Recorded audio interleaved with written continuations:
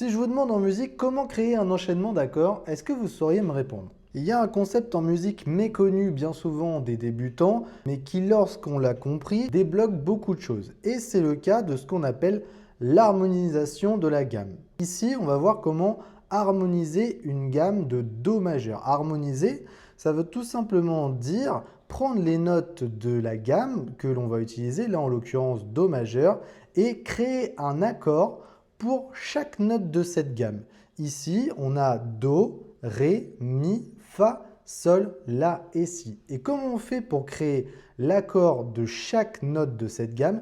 Eh bien, on fait ce qu'on appelle un empilement de tierces. En l'occurrence, on va empiler 2 tierces à chaque fois au-dessus de chaque note. Une tierce, qu'est-ce que c'est? C'est tout simplement un intervalle de 3 notes par rapport à une autre note. Donc la tierce par rapport à Do, ça va être Mi, parce que Do, Ré, Mi, 1, 2, 3. Et la tierce par rapport à Mi, eh bien ça va être Sol, parce que Mi, Fa, Sol, Mi, Fa, Sol. Donc ici, notre accord pour la note de Do, eh bien ça va être Do, Mi, Sol. Donc Do, Mi, Sol.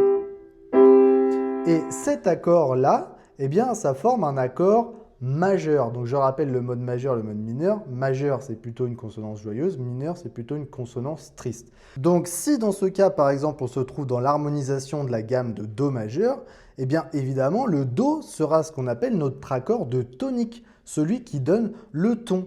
Donc en fait, on va associer un numéro à chaque degré de la gamme. Et là, comme tu le vois, c'est marqué 1, 2, 3, 4, 5, 6, 7. Et on a mis des couleurs différentes ainsi que des tailles, si j'ose dire, pour chaque accord. En fait, tous ceux qui sont bleus, en l'occurrence le premier, le quatrième et le cinquième, donc l'accord de Do, l'accord de Fa et l'accord de Sol, ce sont des accords majeurs. Tous ceux que j'ai mis en orange, ce sont des accords mineurs. Et le dernier, on l'appelle l'accord diminué. Pourquoi? Parce que Si, Ré, Fa, donc cet empilement de tierces sur la dernière note qu'on appelle la sensible, eh bien c'est un accord diminué. Pourquoi diminué? Parce que normalement, ça aurait dû être Si, Ré, Fa dièse pour l'accord de Si mineur, sauf qu'en fait, la quinte ici, vu que le Fa n'est pas dièse, eh bien l'accord est diminué par rapport à sa quinte. Donc, on aurait dû appeler ça un accord mineur de quinte diminuée. C'est ce petit symbole-là qui permet de savoir que l'accord est diminué. Et cet accord-là, il est dit instable parce qu'en fait, il va créer une sorte de tension auditive qui va susciter l'envie à l'oreille d'aller se reposer sur l'accord du premier degré. Donc ici, l'empilement de tierces pour la gamme de Do majeur, en fait, il est super simple quand on a un piano parce que c'est tout simplement à chaque fois sauter une note entre chaque note.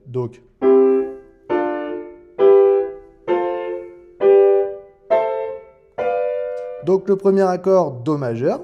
Le deuxième accord, tu vois, on a mis 2 en minuscule, donc mineur. Le troisième accord sur ce qu'on appelle la médiante, c'est le troisième degré de la gamme, il est mineur. Là, tu l'auras compris, la sous-dominante qui est le Fa majeur. La dominante, l'accord est majeur.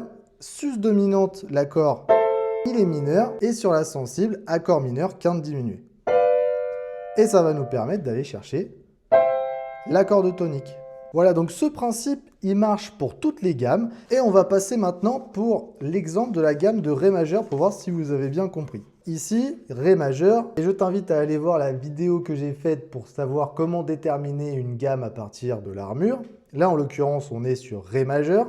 Alors, si on est sur Ré majeur, eh bien l'accord de tonique, c'est bien sûr Ré. Donc là, l'empilement de tierces fait Ré, Mi, Fa, Sol, La. Donc Ré, Fa, La. Mais attention, les Fa sont dièses, donc ça va être Ré, Fa dièse, La. Et donc notre premier accord, c'est bien un accord de Ré majeur. Notre deuxième accord, c'est Mi, Sol, Si. Il est bien Mi, Sol, Si, c'est mineur. Ensuite, on nous dit Fa dièse, La, Do dièse, que Fa dièse, Do dièse. Donc Fa, La, Do, forcément, c'est Fa dièse, La, Do dièse.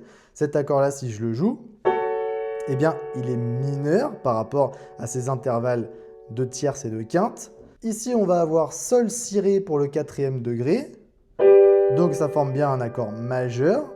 ici, La, Do dièse, Mi. La, Do dièse, Mi.